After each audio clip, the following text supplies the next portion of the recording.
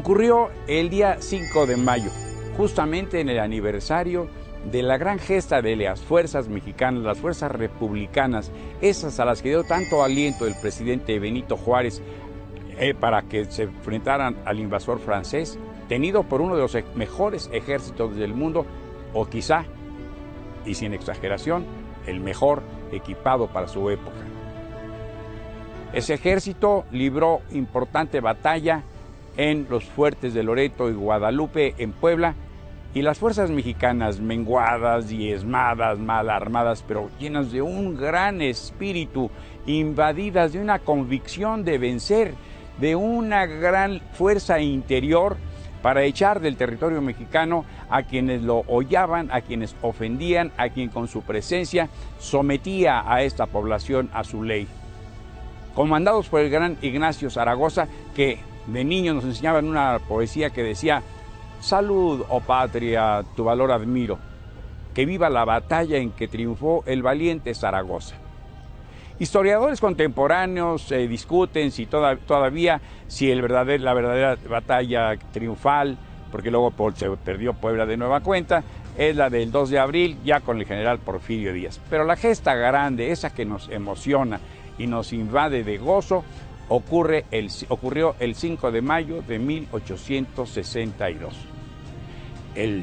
Esa conmemoración en ese año ocurrió frente al Auditorio Nacional en el Campo Militar Marte, sobre el Paseo de la Reforma, lugar que usted conoce, ese auditorio que recibe y exhibe y presenta a personajes de la talla de un Pinka Zuckerman, un gran violinista judío, y también a Juan Gabriel, ¿verdad? Entonces hay para todos los gustos en ese escenario.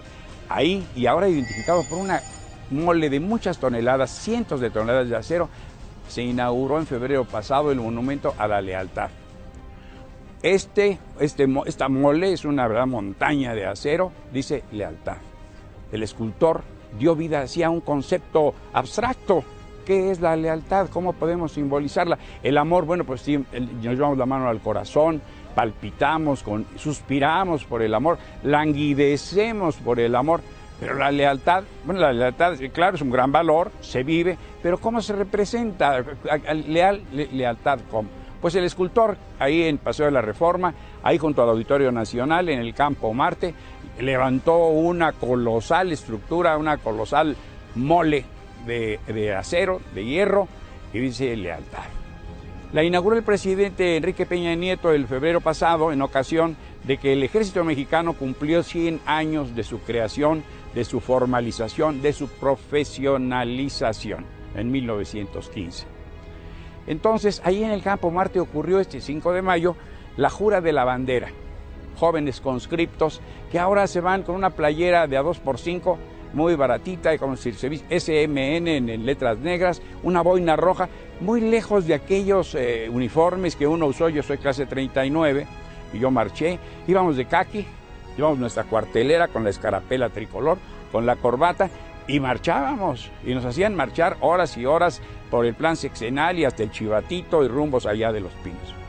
Interesante la reunión, porque entonces allí frente a los nuevos conscriptos que protestan, eso sí es una ceremonia muy solemne, jurar fidelidad a nuestra bandera.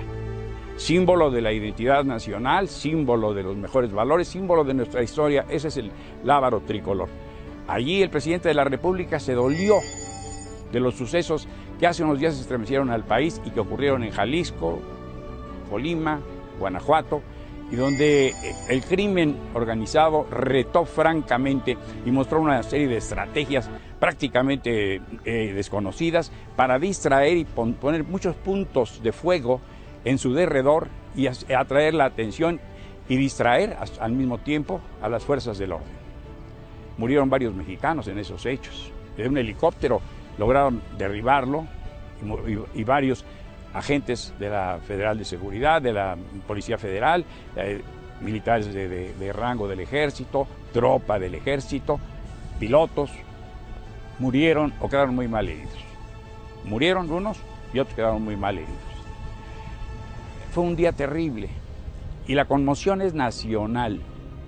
El presidente de la República se duele, excita a los mexicanos a que se organicen, a que delaten, a que no encubran, a que cuenten, a que no disimulen. Habría que hacer un llamado mayor. La sociedad mexicana tiene que reconocer sus lacras, sus vicios y en una forma de una gran introspección, reconocer que tiene esos males, que padece esas cojeras, que renguea en su moral y que le gusta, porque las cifras son escandalosas, le gusta beber en exceso, le gusta fumar tabaco en exceso y le gustan las otras drogas todavía peor, que son las que ahora están en disputa por los mercados, por su venta, por su dominio, y que, como dijo el general Cienfuegos Cepeda, el general secretario de la Defensa Nacional, envenenan a lo mejor del país, que son los jóvenes. Jóvenes de 12 años, niños, casi están consumiendo drogas. ¿Dónde está el padre? ¿Dónde está la madre? ¿Se ha perdido autoridad? Ese valor sí se debe sentir, como el de la lealtad, del que podremos hablar después. Pero el padre, la madre, el hermano mayor, la hermana que consiente al chiquito, ¿por qué? ¿Por qué callamos y por qué consumimos? ¿Por qué nos atrae ese gran daño nacional que amenaza, ahora sí, con convertirse en una guerra sin cuartel y sin fin?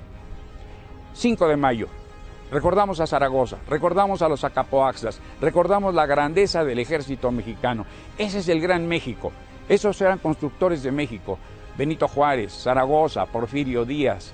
Esos que gobernaron entonces, ese grupo de liberales con Melchor Ocampo, con Guillermo Prieto, con Zarco, que gobernaron este país en aquel entonces, nos dieron el ejemplo. Ahí está, no recurrimos ni se piden milagros que no existen.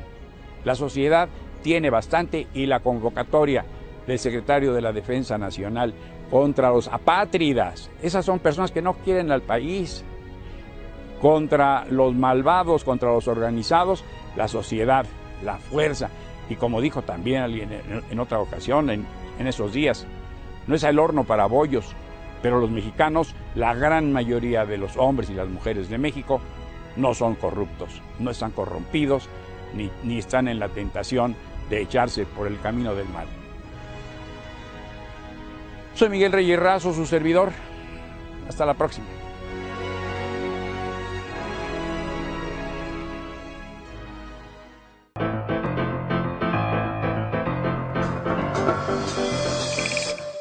Muchas gracias, regreso con usted, no sin antes agradecerle a Miguel Reyes Razo su colaboración, su crónica, como suele regalarnos en cada una de estas emisiones. Nos decía la diputada Margarita Saldaña que esta reforma más bien parece una reforma para fortalecer al gobierno que para facilitarle la vida al ciudadano, y que se está construyendo un superpoder urbano y que ese superpoder urbano va a estar encarnado en quien sea el jefe de gobierno. Y por ahí nos quedamos cuando nos ganó el tiempo. Sí. Por favor, concluya su idea. Concluyendo esto. Entonces, prácticamente, hoy yo diría, no es, vistas así las cosas, no es un pequeño avance. No, es un gran retroceso. En el último de los casos, el Grupo Parlamentario del PAN, los panistas, estamos más por la idea de que no legislemos al vapor, no por un pacto, no por un jefe de gobierno que quiere salir hoy orgulloso con la bandera de ya logré el Estado de la Ciudad de México, ya logré la Constitución del Distrito Federal, de la Ciudad de México, perdón, y decir que ya hizo algo. Yo creo que eso no nos beneficia en nada. Nos beneficiaría que en realidad se estuviera pensando en el ciudadano, que el objetivo fuera mejor gobierno para los ciudadanos. Y el mejor gobierno para los ciudadanos se da cuando hacemos una reforma integral, en donde consideramos que desde el primer gobernante más cercano al ciudadano hasta el último, y pasando por él sus tres poderes, el poder legislativo, el poder ejecutivo y el poder judicial, caminan y se integran en esta posibilidad de facilitarle la vida al ciudadano, es como podríamos ser mejores. Sin embargo, hoy lo que se ha aprobado, un constituyente en donde el 40% lo van a poner prácticamente PRI y PRD, en donde el 60% va a quedar entre las demás fuerzas políticas por la elección de voto popular, no nos va a llevar a nada mejor. Al contrario, corremos el riesgo de que ese constituyente todavía maniate más al gobierno que realmente tiene la posibilidad de trabajar con el ciudadano, que es el delegacional. Y a todo esto hay que agregar, además, que no se ha platicado, no se ha puesto, algo que sí decía el diputado Gamis, somos parte de una metrópolis. El concepto de la metropolitanización de la vida. ¿Qué va no a por cruzar una pasar calle con ya el eso? problema es diferente, ¿no? Así es. Entonces, bajo ese esquema, yo creo que no por un pacto, no por el afán de alguien en particular de elegirse como el gran constituyente del Estado 32 del país, sacrifiquemos y le pongamos una camisa de fuerza a la verdadera posibilidad de servir al ciudadano. Yo creo que hoy no vamos para allá. ¿Cuál va a ser, diputado, si esto se va a llamar Estado de la Ciudad de México?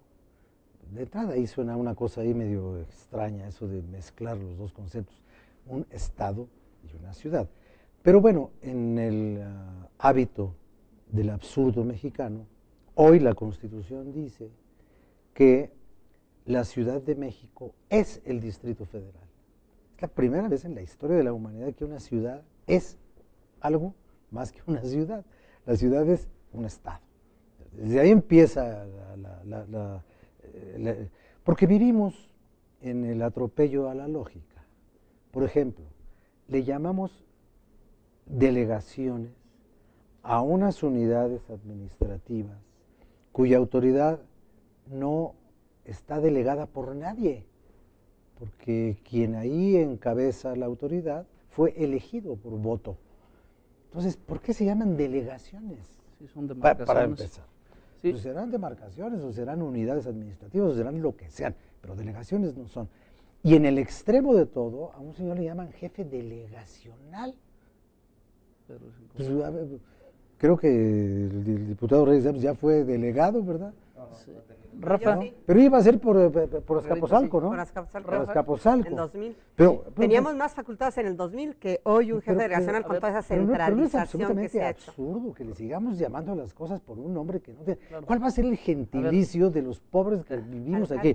¿Vamos a hacer qué? ¿Estado de mexiquenses? ¿Qué vamos a hacer?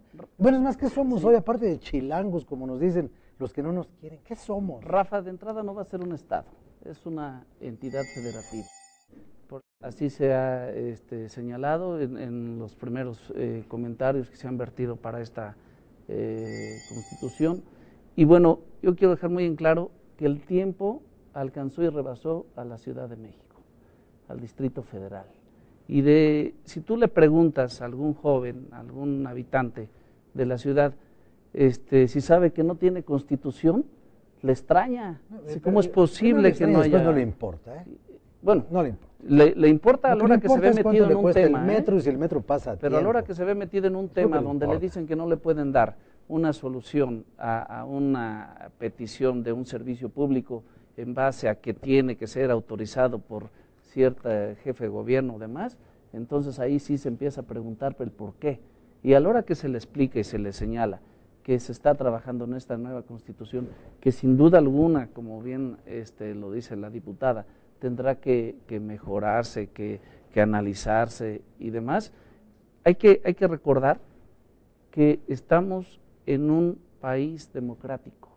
Y a la hora que tú le das la oportunidad a más ciudadanos de participar, no tan solo como delegados, sino ya será un alcalde y los concejales que, de acuerdo a la confianza que le den a la ciudadanía, van a ser electos, pues van a sentirse representados y no va a ser un solo órgano el que esté tomando las decisiones unilaterales. El PRI ha insistido desde hace muchos años en estas reformas, en este nuevo trabajo que lo único que busca es beneficiar a los ciudadanos que habitan en la Ciudad de México. Por eso ha venido insistiendo. La votación de ayer, pues fue mayoría, 88 votos a favor, que es por parte de los senadores que representan a los ciudadanos. Ahí está la muestra clara, por eso estamos en un país democrático para que estas garantías y estos representantes avalen lo que pide la ciudadanía. Ahora, diputado Reyes Gámez,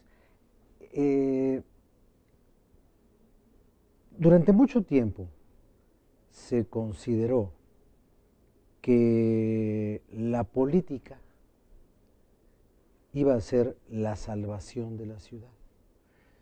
Cuando se decía, somos ciudadanos de segunda porque no podemos escoger a nuestro gobernante, lo escogimos y ¿qué pasó? Las decisiones electorales no siempre producen los mejores resultados. Y pactar que se haga una reforma no quiere decir pactar que se haga esta reforma. ¿Usted qué le quitaría, qué le pondría a la reforma que aprobaron o a lo que hasta ahora ha aprobado el Senado?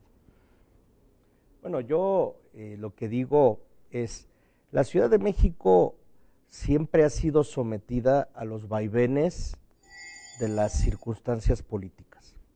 ¿Por qué razón? Porque con